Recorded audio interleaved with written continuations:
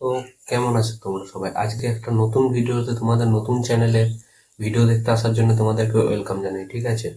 তো এখন গরমকাল আসছে, তোমরা সবাই এবারে বিরক্তি হবে গাড়ি চালাতে গিয়ে, যে গাড়ি চালাতে গিয়ে গাড়ি প্রচুর হিট হচ্ছে বা গাড়ি বন্ধ হয়ে যেতে। তোমরা জানো না, হঠাৎ দেখবে গ্রীষ্মকালে গাড়ি চালাতে চালাতে অনেক দূর থেকে চালিয়ে যাচ্ছে বা অনেক ওভার স্পিডিং করছো, মানে যাদের এয়ার কুল ইঞ্জিন বা এরকম টাইপের।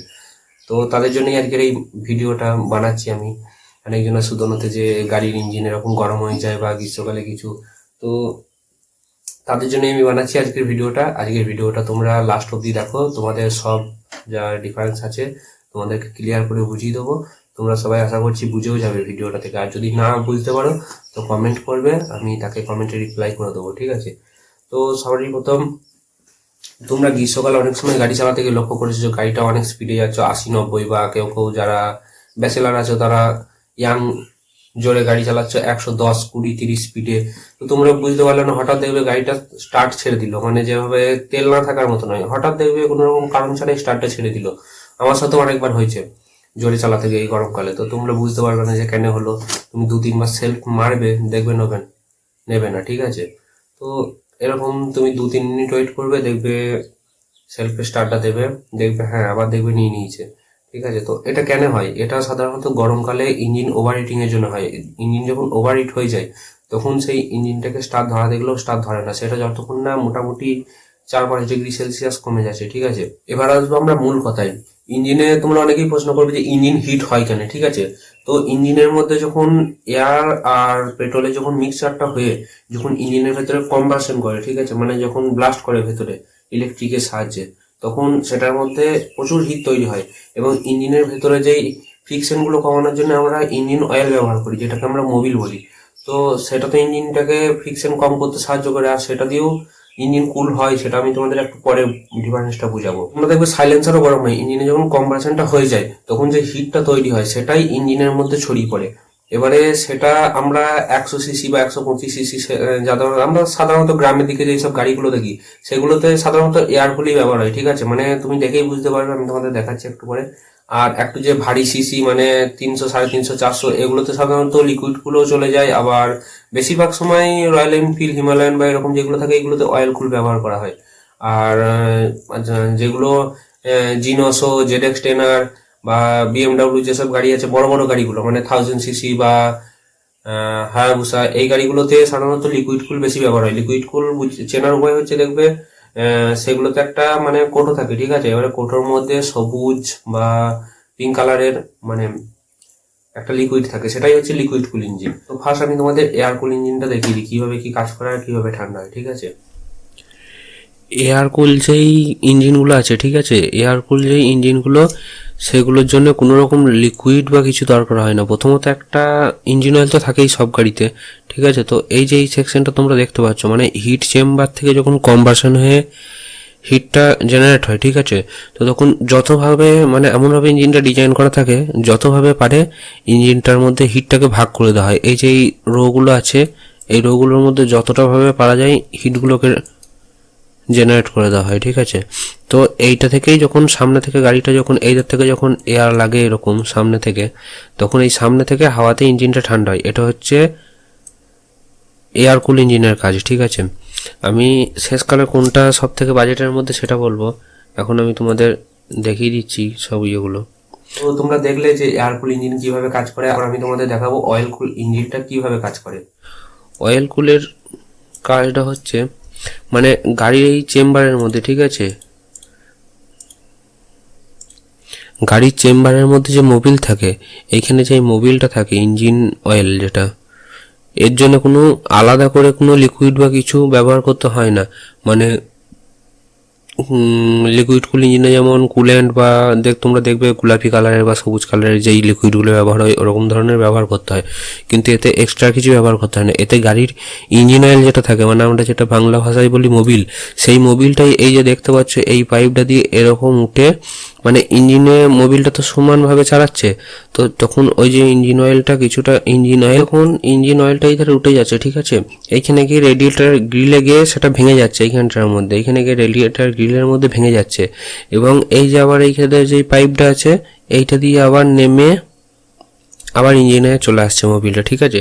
তো ওটা ইঞ্জিনটা তো এয়ারে ঠান্ডা হচ্ছেই, প্লাস আবার যে মোবিলটা যেটা আছে গাড়ির ইঞ্জিন অয়েল, সেটাও এইখানে গিয়ে রেডিয়েটারে গিয়ে হাওয়া লেগে ঠান্ডা হয়ে আবার ব্যাকে আসছে। এটা গেল।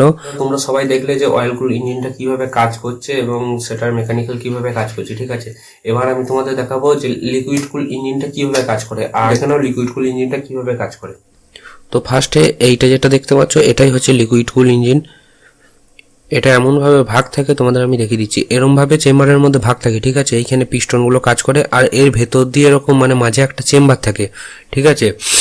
প্লাস এই যে তোমরা দেখে নাও, এইখানটা দেখো ভালো করে বুঝতে পারবে, একটা ওয়াটার পাম্প থাকে এইখানে, ঠিক আছে। আর ওই যে এই চেম্বারগুলোর মধ্যে এগুলো ফাঁক থাকে, আর এটা যেই অয়েল লিকুইড কুলটা যেটা থাকে মানে লিকুইডটা যেটা, সেটা এর মধ্যে থাকে। তো ফার্স্টে ইঞ্জিন যখন গরম হয়, এবারে তোমরা প্রশ্ন করবে যে গাড়ি চালানোর সঙ্গে সঙ্গেই কি গাড়ি হিট হয়ে যায় এবং গাড়ি তাড়াতাড়ি, এবার তোমরা প্রশ্ন করবে যে গাড়ি চালানোর সঙ্গে সঙ্গেই কি গাড়িটা হিট হয়ে যায় এবং সঙ্গে সঙ্গেই কি রেডিয়েটার ফ্যান সব কিছু কাজ করে? না, এটা কখনোই না। গাড়ি চালাবার জন্য একটা ম্যাক্সিমাম হিটের দরকার পড়ে, 60, 70, 80 এরকম একটা, মানে যেই গাড়ি যেমন অ্যাডজাস্ট করা থাকে, ঠিক আছে। মানে যেমন দরকার পড়বে কোম্পানি সেরকমভাবেই সেট করবে। ফার্স্টে 50%, 60% এরকম যখন উঠে যায় ইঞ্জিনের হিটটা, তখন একটা হিট মিনিমাম লাগে। তারপর যখন গাড়িটা 100°C বা 102, 3, 4, 5 উঠে যায়, তখন ফার্স্টে কুলেন্টটা যেটা আছে, কুলেন্টটা ইঞ্জিনের মধ্যে দিয়ে এখানে একটা স্পেশাল ভাল্ব থাকে। এই যে ভাল্বটা তোমরা দেখতে পাচ্ছ, এখানে একটা ভাল্ব থাকে, এটা সবসময় কাজ করে না। ওর মধ্যে যে ইসিউটা থাকে, সেটা ইসিউ যেটা থাকে ওটা অটোমেটিক কাজ করে। ফার্স্টে যখন হিট হয়ে যায় তখন ইসিউ পাঠাই হেডে যে হ্যাঁ ইঞ্জিন হিট হয়ে গেছে এবার চালাতে হবে, ঠিক আছে। তো তারপর এই ধার থেকে যে কুলেন্টটা থাকে, এটা চারিধারে এইখান থেকে উঠে যাচ্ছে, এইখান থেকে উঠে গিয়ে এই ধারে ঘুরে এরকম ঠান্ডা হয়ে ইঞ্জিনে যাচ্ছে। এই প্রসেসটাই হতে থাকে। এই যে তোমাদের দেখালাম এইরকম। তোমরা একটা জিনিস লক্ষ্য করবে, লিকুইড কুল ইঞ্জিন দেখবে কোনো খাস থাকে না, এর ভেতরে চেম্বার থাকে, এরকম ধরনের চেম্বার থাকে, ওই জন্য এটা সমান পাড়া দেখতে লাগে। তো এরমভাবে সেটা সবসময় ফ্লো হয়ে যাচ্ছে, ঠিক আছে। আবার যখন ইঞ্জিন আরও হিট হয়ে যায়, মানে 105, 6, 7, এবার দেখা যাচ্ছে ইঞ্জিনটা 110° হিট হয়ে গেল, তখন কি হবে? তখন রেডিয়েটার গ্রিলের মধ্যে এখানে একটা কম্পিউটারে যেমন সিপিইউ বা পেছনে যেমন ফ্যান লাগানো থাকে, এখানেও ঠিক একটা ফ্যান লাগানো থাকে।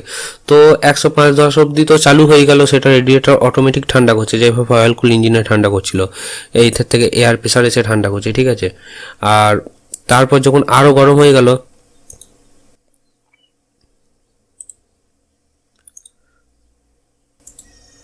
তারা ঠান্ডা করতে পারছে না, তখন ইসিও আবার সংকেত দেয় যে ইঞ্জিনকে আরও ঠান্ডা করার দরকার, ঠিক আছে, এই গরমের দিন আসছে। তো এইখান থেকে তখন ফ্যানটা এধারে হাওয়া মারে, তখন রেডিয়েটারের গ্রিলটাকে ঠান্ডা করে। তো যখন এইধার থেকে পুরো এয়ারটাকে এইধার থেকে ঠান্ডা হয়ে আবার ব্যাকে এইধারে যায়, আবার সমস্ত যে হিট আছে ইঞ্জিনে নিয়ে আবার এইধার দিয়ে চলে যায়, এইভাবেই কাজ করতে থাকে ইঞ্জিনে, ঠিক আছে। তো তোমরা বুঝতে পারলে। ওকে, তো তোমরা দেখলে কিভাবে তিনটি ইঞ্জিন কাজ করে, ঠিক আছে। তো সবারই থেকে যেটা এফিসিয়েন্সি মানে টাকার দিক থেকে, সেটা হচ্ছে যে এয়ার কুল ইঞ্জিন, কারণ এতে কোনো রকম ঝামেলা নাই পরিষ্কারভাবে। আর অয়েল কুল ইঞ্জিনটাতেও কোনো রকম ঝামেলা নাই, সব থেকে ঝামেলা হচ্ছে লিকুইড কুল ইঞ্জিন। অয়েল কুলেও ঝামেলা আছে, সেটাকে মাঝে মাঝে চেক করতে হয়, সেটার মধ্যে যদি অয়েলটাও যদি কমে যায় তো সেটা ঠিকঠাকভাবে সাপ্লাই হতে পারে না, ঠিক আছে। মানে 100cc গাড়িগুলো যেগুলো এয়ার কুল ইঞ্জিন, তুমি একবার মোবিল পুরো অনেকদিন না দেখলেও কোনো ক্ষতি নেই, কিন্তু অয়েল কুল ইঞ্জিনের গাড়িতে তোমাকে মাঝে মাঝে সেটা চেক করতে হবে যে অয়েল কতটা আছে বা কতটা কমে গেছে, এটা তোমাকে চেক করতে হবে। আর লিকুইড কুল ইঞ্জিনের ক্ষেত্রে তো সেটা তোমাকে দেখতেই হবে যে লিকুইড আছে নাকি, তার সমস্ত ইসিউ গুলো কাজ করছে নাকি। ইসিউ না কাজ করলে ইঞ্জিনটা যখন হিট হবে, ঠিক আছে, তোমাদেরকে বললাম যে কিরম ভাবে ধাপে ধাপে কাজ করে লিকুইড কুল ইঞ্জিন। তো ইসিউ বা কোনো পাওয়ার সাপ্লাই যদি ঠিকঠাক না কাজ করে বা ব্যাটারি, তখন ঠিকঠাক ভাবে ফ্যান রেডিয়েটার এগুলো ঠিকঠাক ভাবে কাজ করতে পারবে না, ঠিক আছে। তো তখন ইঞ্জিন ওভার হিটিং এর ফলে ইঞ্জিনটা খারাপ হতে পারে। আর ইঞ্জিন যদি হিট হয় বা কুলিং সিস্টেম যদি ইঞ্জিনে না থাকে, ঠিক আছে, তাহলে ইঞ্জিনের লংজিভিটি বেশি দিন হবে না। তো এই জন্যই গাড়িতে কুলিং সিস্টেম ব্যবহার করা হয়। তো আজকের ভিডিওটা তোমরা দেখলে, আমি বুঝালাম তোমাদের কম্পিটিশন গুলো যে কিরম ভাবে কি ইঞ্জিন কাজ করে। যদি ভিডিওটা ভালো লেগে থাকে অবশ্যই চ্যানেলটাকে সাবস্ক্রাইব করবে এরকম ধরনের নানা রকম বাইক রিলেটেড ভিডিও দেখার জন্য। আর আমি বাইক রিলেটেড ভিডিওই ছাড়ি, তোমরা যদি অবশ্যই দেখতে পছন্দ হয় তো চ্যানেলটাকে সাবস্ক্রাইব করে রাখতে পারো। তো আজকের মতো এই পর্যন্তই, দেখা হবে নেক্সট ভিডিও।